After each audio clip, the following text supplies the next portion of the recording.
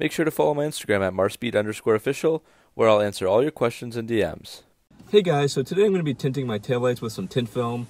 All I've heard is really good things from Luxe Auto Concepts, so I went with their Luxe Light Wrap Universal Tint Kit in a 20 by 60 inch size. Unfortunately, they didn't actually have any vehicle specific kits for my Charger because it's too old, but if you do have a newer model of a variety of cars, you can get it pre-cut to your size, so things like Charger, Challenger, Dart, things like that, and that will make it super easy to put on. And if you do want to buy any products like this from Luxe Auto, make sure to use the discount code Marspeed and you'll get 15% off your order on their website.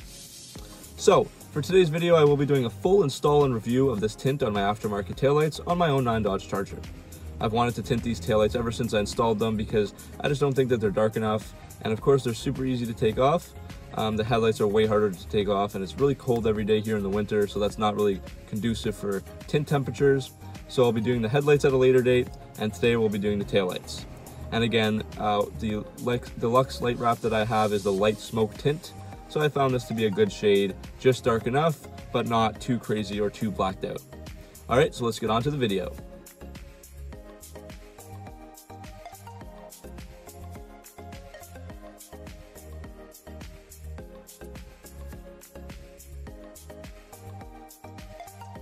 So first off, let's unbox the product. The tint comes nicely packaged in a cylinder box. Inside is the tint film, and you also get a tint kit which includes a microfiber towel, Luxe sticker, squeegee, a bottle of prep cleaning fluid, and a utility knife for cutting the tint later on. And on top of these, the only tool you will need is a heat gun. So for this tint installation, I have the taillights off and they're on the kitchen table.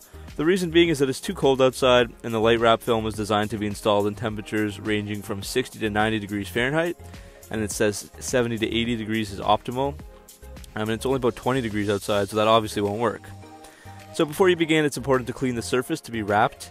If your taillights are really dirty, you should use soap and water and then the prep fluid, but mine were already clean, so we're just using the prep fluid, and this fluid has an alcohol and water solution, and it should be used always as your final cleaner to make sure that the vinyl will cling onto the light surface.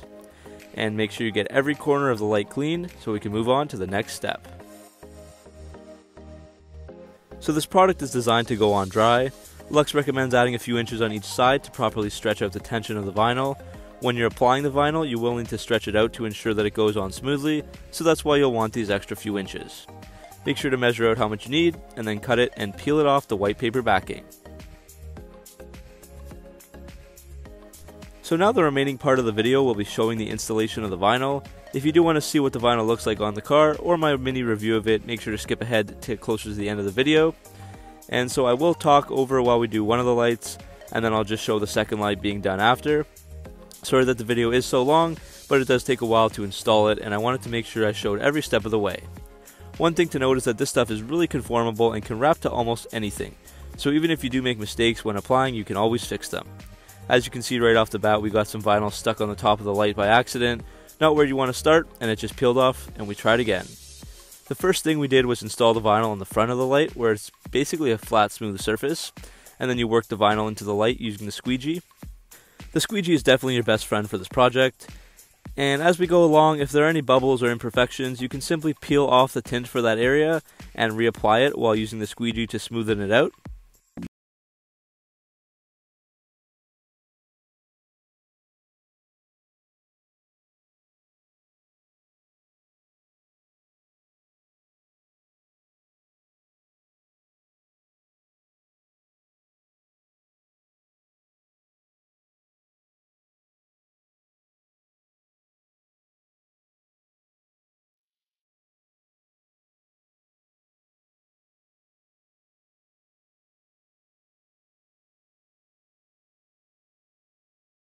Now the outer edges of the light gets a bit more complicated, so we pulled out the heat gun to help the material stretch, and by stretching the material you can help it obviously stretch over the edges, so then you can get rid of all kinds of imperfections and really help to get the vinyl smoothly applied to the light.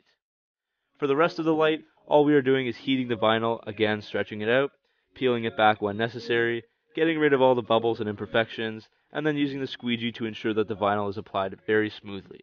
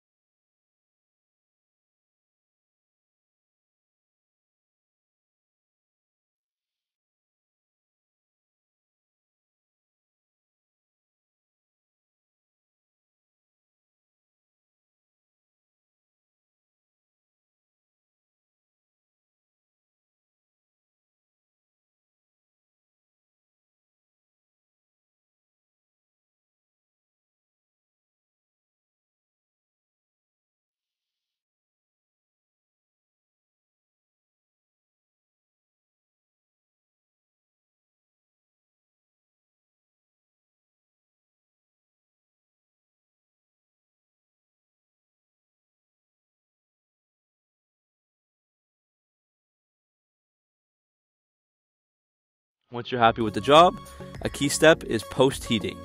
Because you've stretched the vinyl, it wants to pull away and get back to its original shape, so this is why post-heating is so important. Once you have heated it enough, the vinyl will actually stay in the same shape and form as you have it installed, which is exactly what you want, so it stays like that. So you will want to use a heat gun for this as well. Hair dryers are not warm enough, and other tools like a torch are too warm. So you want to heat the area to around 180 degrees Fahrenheit for 20 to 30 seconds. Honestly, we didn't have an IR thermometer or anything like that, so we just stuck the heat gun on there for about 30 seconds all across the light, and that seemed to work perfectly fine for us. And as you are post-heating, you can also get rid of more air bubbles and imperfections. So an example of this, I just wanted to show you one area at the side of the light here. There was some bunching up. Not sure if the camera will pick it up, but the vinyl is already applied. So to fix this, we just peeled it back a few inches on that spot, pulled out the heat gun to that spot, and then reapplied it smoothly.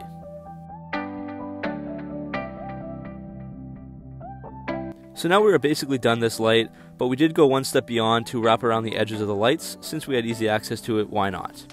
So basically this will totally seal off the vinyl from the elements, making sure that no water or anything like that could possibly find its way in between the vinyl and light. Again, the same techniques were used, as I've said about 1 billion times already. The heat gun is stretching out the material to conform around the edge of the light, and then applying it with the squeegee. The outer edges are in no way done perfectly, as no one will ever see them since they're hidden when they're on the car, so we just kind of did a hack job for that part of it.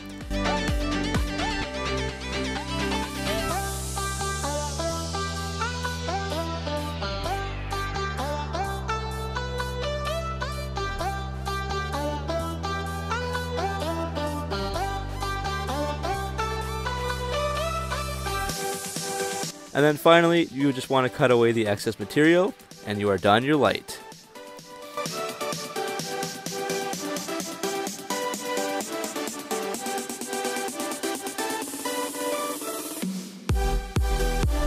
So here's a comparison between the non-tinted and tinted lights, as I've done 1 out of 2 at this stage.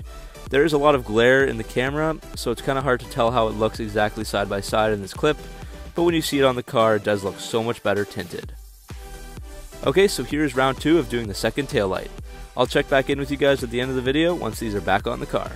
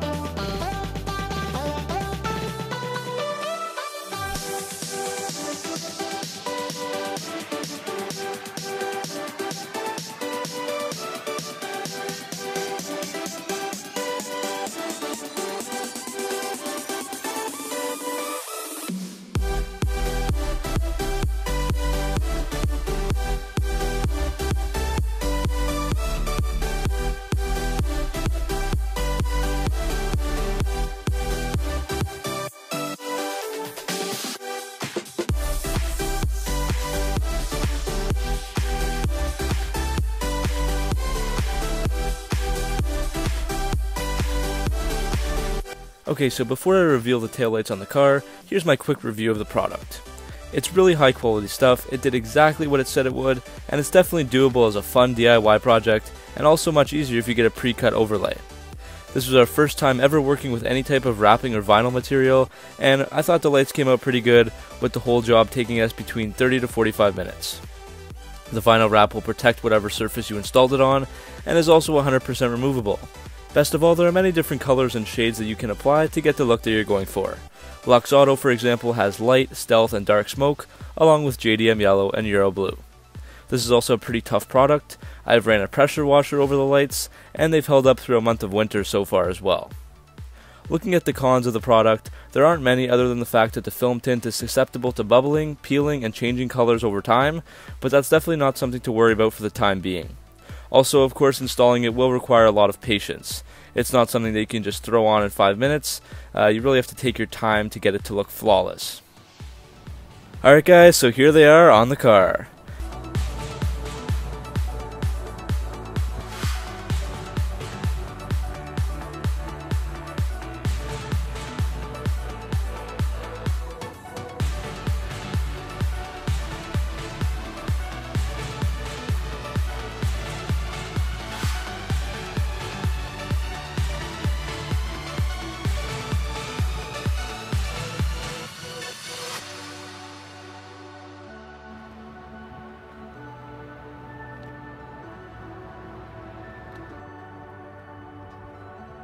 I think it just looks really awesome, and these taillights look so much better tinted. Overall, I'm really happy with the way they look, and I had a lot of fun doing this project. Let me know what you think of the tinted lights. Did you like them better before? Do you like them better now? Let me know in the comments below. And make sure to like and subscribe for more Mopar and car content, and I'll leave you with some more taillight footage. I'll see you next video. Thanks for watching.